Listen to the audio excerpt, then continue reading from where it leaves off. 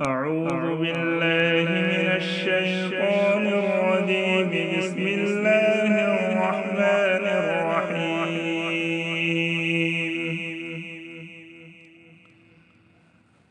فأما من أوتي كتابه بيمينه فيقول هاؤم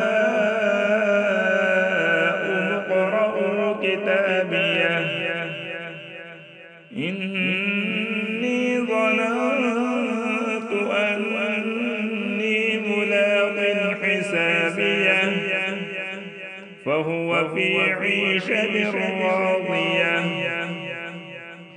في جنة عالية قطوفها دانية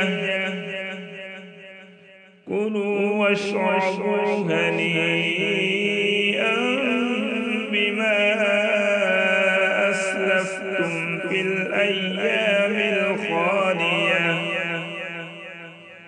وأما من أوتي كتابه بشماله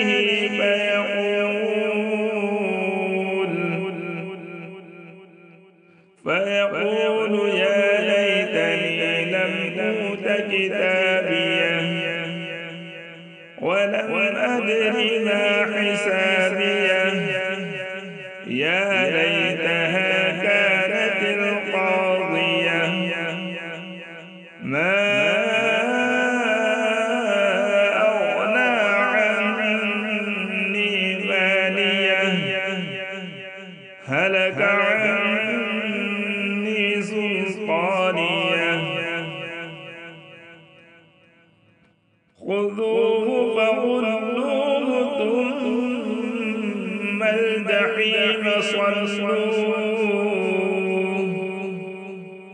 ثم في سلسلة ذرعها 70 ذراعا فاسلكوه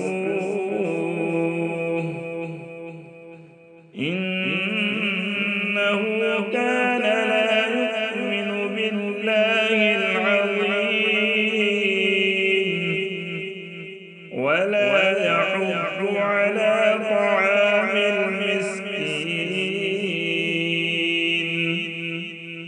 فليس له اليوم هاهنا حميم